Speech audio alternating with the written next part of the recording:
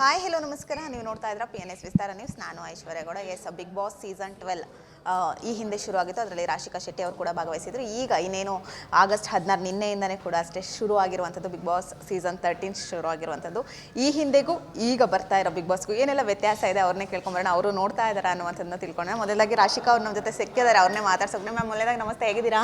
ಚೆನ್ನಾಗಿದ್ದೀನಿ, ನೀವು ಹೇಗಿದ್ದೀರಾ? ನಾನು ಕೂಡ ಚೆನ್ನಾಗಿದ್ದೀನಿ. ಬಿಗ್ ಬಾಸ್ ಸೀಸನ್ 12 ಈಗ ಬರ್ತಿರೋದು ಕಾಮನ್ ಮ್ಯಾನಿಗೆ ಅಂತ ಹೇಳಿ. ಸೊ ನಿಮ್ಮ ಪ್ರಕಾರ ಏನೆಲ್ಲ ಡಿಫ್ರೆನ್ಸ್ಗಳು ಆಗ್ಬೋದು ಅಂತ? ಫಸ್ಟ್ಲಿ ಹಾಯ್, ನಾನು ನೋಡ್ತಾ ಇದ್ದೀನಿ, ಗ್ಲಿಮ್ಸ್ ಎಲ್ಲ ನೋಡ್ತಿದ್ದೀನಿ. ಐ ಥಿಂಕ್ ನೆನ್ನೆಯಿಂದ ಎಪಿಸೋಡ್ ಸ್ಟಾರ್ಟ್ ಆಗಿದೆ ಅನಿಸುತ್ತೆ. ಅಗ್ನಿ ಪರೀಕ್ಷೆ ಆಡಿಯನ್ಸ್ಗೂ ಕೂಡ ಬಿಗ್ ಬಾಸ್ ಹೇಗಿದೆ ಅಂತ ಎಕ್ಸ್ಪೀರಿಯೆನ್ಸ್ ಮಾಡ್ಬೋದು. ಒಂದಷ್ಟು ಜನ ಬಿಗ್ ಬಾಸ್ ಹೀಗೆ ಹಾಗೆ ಅಂತ ತುಂಬ ಕ್ವೆಶನ್ಸ್ ಇರುತ್ತಲ್ಲ, ನಾವು ಆಚೆ ಬಂದಾಗ ಕೇಳ್ತಿರ್ತಾರೆ, ಇದಿಷ್ಟು ಈಸಿ ಯಾಕೆ ಇವ್ರು ಮಾಡಲಿಲ್ಲ ಅನ್ನೋದೆಲ್ಲ ಕೂತ್ಕೊಂಡು ಒಂದಷ್ಟು ಜನ ಕಾಮೆಂಟ್ಸ್ ಮಾಡ್ತಿರ್ತಾರೆ ಅಲ್ವಾ. ಗೊತ್ತೇ ಇರೋಲ್ಲ, ಸುಮ್ಮನೆ ಜಡ್ಜ್ ಮಾಡೋದು easy. But big boss actually ಏನು, ಅಲ್ಲೆಷ್ಟು ಕಷ್ಟ ಇರುತ್ತೆ ಅಂದ್ಕೊಂಡು ಇವಾಗ ಅವ್ರಿಗೆ ಗೊತ್ತಾಗುತ್ತೆ. ಸೊ ಅದಕ್ಕೆ ಈ ಅಗ್ನಿ ಪರೀಕ್ಷೆ. ಮ್ಯಾಮ್, ಈ ಹಿಂದೆ ಬಿಗ್ ಬಾಸ್ ಇನ್ನೇನು ಶುರು ಆಗುತ್ತೆ ಅಂತ ಅಂದಾಗ ಒಂದಷ್ಟು ಬ್ಯಾಡ್ ಕಮೆಂಟ್ಗಳು ಬರ್ತಾ ಇತ್ತು. ಈ ಕ್ರಿಂಜ್ ಕಂಟೆಂಟ್ ಮಾಡುವವ್ರನ್ನ ಕರೆಸ್ತಾರೆ, ಅವರಿಗೆ TRPಗಳು ಬೇಕು ಅನ್ನೋದಕ್ಕೆ ಕರೆಸ್ತಾರೆ ಅನ್ನೋಂಥದ್ದು. ಬಟ್ ಈಗ ಫುಲ್ ಉಲ್ಟಾ ಆಗಿದೆ. ನಿನ್ನೆ ಒಂದು ಪ್ರೋಮೋ ನೋಡಿದ್ದಾಗಿರ್ಬೋದು, ನಿನ್ನೆ ಒಂದು ಎಪಿಸೋಡ್ ನೋಡಿದಾಗ ಫುಲ್ ಉಲ್ಟಾ ಆಗಿದೆ. ಕ್ರಿಂಜ್ ಕಂಟೆಂಟ್ ಮಾಡೋರನ್ನ ಕರೆಸ್ಕೋತಾ ಇಲ್ಲ, ತಗೋತಾ ಇಲ್ಲ ಅನ್ನೋಂಥದ್ದು. ಅದ್ರ ಬಗ್ಗೆ ಏನು ಹೇಳ್ತೀರಾ? ಇದು ಎಲ್ಲರಿಗೂ ಆಪರ್ಚುನಿಟಿ, ಯಾರು ಬೇಕಾದ್ರೂ ವೀಡಿಯೋ ಮಾಡಿ ಹಾಕ್ಬೋದು ಅಂತಾಯಿತು. ಎಲ್ಲರೂ ವೀಡಿಯೋಸ್ ಕಳಿಸಿರ್ತಾರೆ, ಅದರಲ್ಲಿ ಬೆಸ್ಟ್ ಆಫ್ ದ ಬೆಸ್ಟ್ ಒಂದಷ್ಟು ಜನನ ಸೆಲೆಕ್ಟ್ ಮಾಡಿರ್ತಾರೆ. ಸೆಲೆಕ್ಟ್ ಮಾಡಬೇಕಾದ್ರೂ ಪ್ರೊಸೀಜರ್ಸ್ ಇರುತ್ತಲ್ಲ, ಯಾವ ಥರ ಸೆಲೆಕ್ಟ್ ಮಾಡಬೇಕು ಹೇಗೆ ಅಂತ. ಐ ಥಿಂಕ್ ಯಾರು ಅದಕ್ಕೆ ಅರ್ಹರಿರ್ತಾರೆ ಅವರನ್ನು ಸೆಲೆಕ್ಟ್ ಮಾಡ್ತಾರೆ ಅಂತ ಅನ್ಕೋತೀನಿ.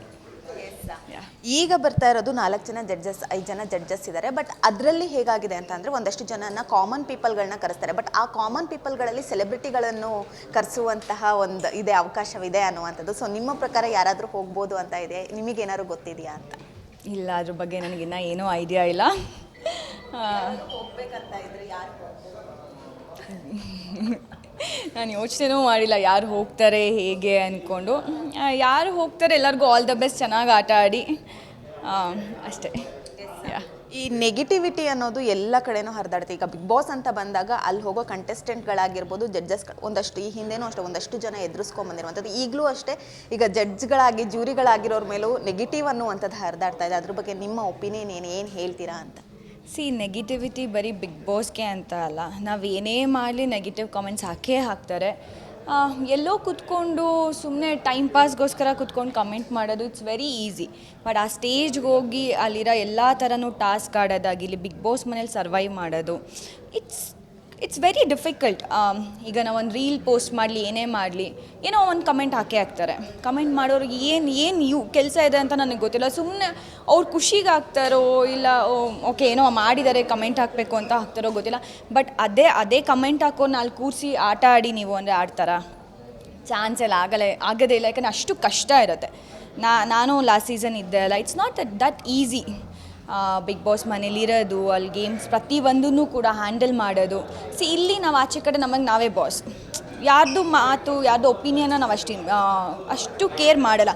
ಬಟ್ ಬಿಗ್ ಬಾಸ್ ಮನೇಲಿ ಬಿಗ್ ಬಾಸ್ ಏನು ಹೇಳ್ತಾರೆ ನಾವು ಅದನ್ನ ಕೇಳಬೇಕಾಗತ್ತೆ. ಆ್ಯಂಡ್ ವೀಕೆಂಡ್ ಸುದೀಪ್ ಸರ್ ಬರ್ತಾರೆ, ಅವ್ರು ಏನು ಹೇಳ್ತಾರೆ, ಅವ್ರು ಏನು ಇನ್ಪುಟ್ಸ್ ಕೊಡ್ತಾರೆ ಅದನ್ನು ತೊಗೊಳ್ಬೇಕಾಗತ್ತೆ. ಅದೆಲ್ಲ ನೀವು ತೊಗೊಳಕ್ಕಾಗೋದೇ ಇಲ್ಲ. ಅದಕ್ಕಷ್ಟು ರೆಡಿ ಮಾಡಿ, ಅದಕ್ಕೆ ಒಳ್ಳೆಯದು ಅಗ್ನಿ ಪರೀಕ್ಷೆ. ಇವಾಗ ಕುತ್ಕೊಂಡು ಎಲ್ಲೋ ಕಮೆಂಟ್ ಮಾಡ್ತಿದ್ದವ್ರಿಗೆ ನೋಡಿ ಬಿಗ್ ಬಾಸ್ ಹೇಗೆ ವರ್ಕ್ ಆಗುತ್ತೆ ಅಂತ ತೋರಿಸ್ತಾ ಇದ್ದಾರೆ. ಕ್ವೆಶನ್ಸ್ ಕೇಳ್ತಿರೋದಕ್ಕೆ ಅವ್ರಿಗೆ ನೆಗೆಟಿವ್ ಮಾಡ್ತಿದ್ದಾರೆ ಅಂತ ಅನ್ನಿಸ್ತು. ನೀವು ಕೂಡ ಅಷ್ಟೇ ಬಿಗ್ ಬಾಸ್ ಮನೆಗೆ ಹೋದಾಗ ಒಂದಷ್ಟು ನೆಗೆಟಿವ್ಗಳನ್ನ ಎದುರಿಸಿದ್ರಿ, ಆಚೆ ಬಂದಾಗಲೂ ಎದುರಿಸಿದ್ರಿ. ಈಗ ಮನೆ ಒಳಗೆ ಹೋಗೋರಿಗೆ ಏನು ಸಲಹೆ ಕೊಡ್ತೀರಾ, ಏನು ಟಿಪ್ಸ್ ಕೊಡೋಕೆ ಏನಾದರೂ ಇಷ್ಟಪಡ್ತೀರಾ ಅಂತ? ಯಾವುದಕ್ಕೂ ತಲೆ ಕೆಚ್ಕೋಬೇಡಿ, ಆರಾಮಾಗಿ ಆಟಾಡಿ. ನಿಮ್ಗೆ ಏನು ಅನಿಸುತ್ತೆ ಅದು ಮಾಡಿ.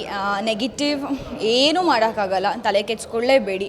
ಪಾಸಿಟಿವ್ ಬಗ್ಗೆ ನಿಮಗೆ ನೀವು ಸರಿ ಅನಿಸಿದ್ರೆ, ನಿಮಗೆ ನೀವೇನು ಮಾಡ್ತಿದ್ರೆ ಅದು ಸರಿ ಅನಿಸಿದ್ರೆ that's enough.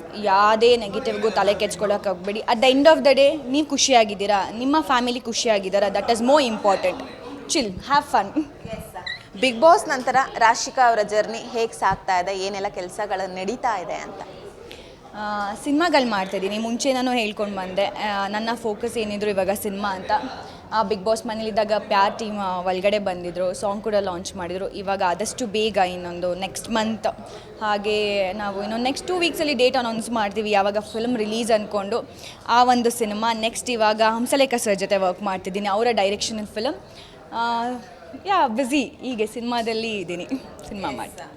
Thank you so much ma'am. ಕೊನೆಯದಾಗಿ ಎಷ್ಟು ಎಕ್ಸೈಟ್ ಆಗಿದ್ದೀರಾ ಈ ಬಿಗ್ ಬಾಸ್ನ ನೋಡೋಕ್ಕೆ ಅಂತ, ಎಷ್ಟು ಕಾತರದಂದಿದ್ದೀರಾ?